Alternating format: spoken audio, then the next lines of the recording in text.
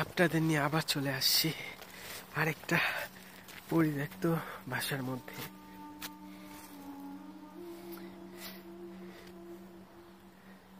আপনারা তো দেখতে চান আমরা কেমনি স্থানগুলোর মধ্যে ঢুকি, তাহলে দেখেন কি কষ্ট করে আমরা ঢুকি এসব জায়গায়। এরপরও যদি আপনাদের মায়া না হয়, আমার জন্য মায়া না হয়, কিছু বলার নেই।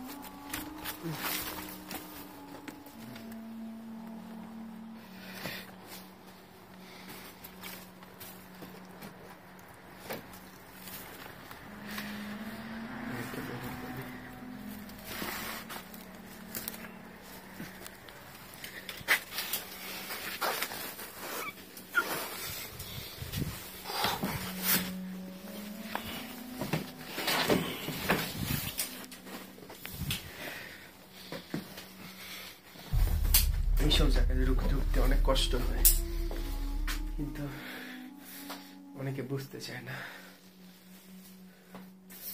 কি সুন্দর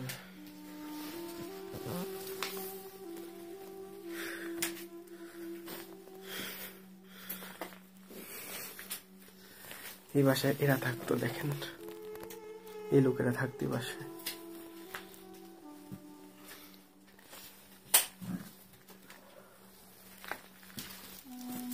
আল্লাহ,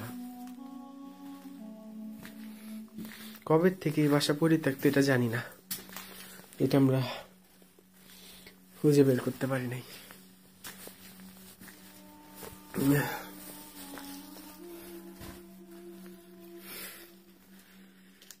এই দেখেন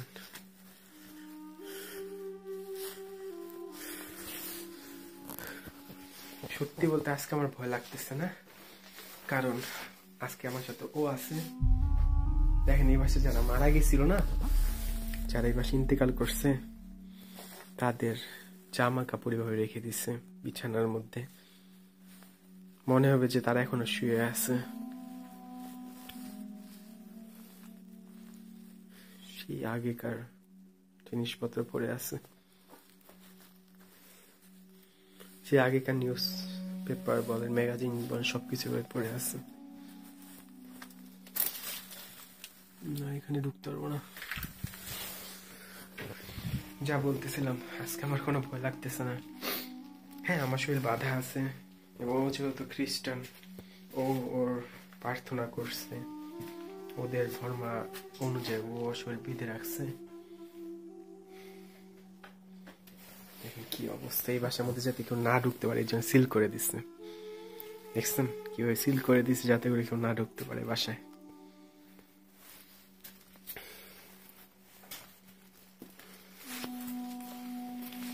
দেখেন আরেকটা রুম পেয়েছি, কি অবস্থা দেখেন, উপরের ফ্লোর ভেঙে নিচে পড়ে গেছে, উপরের ফ্লোর ভেঙে নিচে পড়ে গেছে, এভাবে পড়ে আছে সেই আগেকার জিনিসপত্র। দেখেন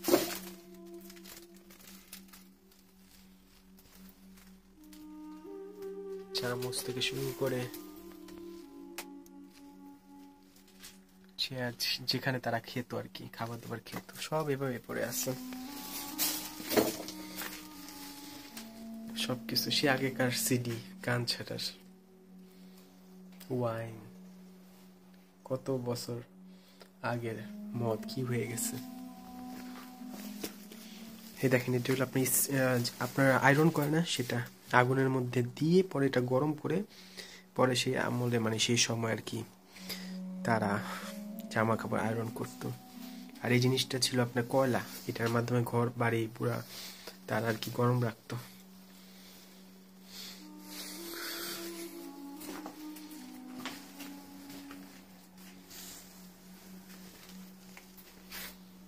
বাহ,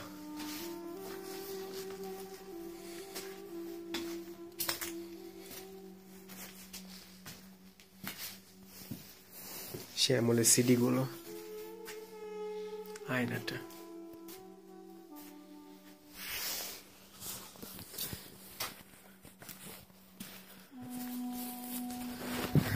তো ভালো থাকবেন সবাই।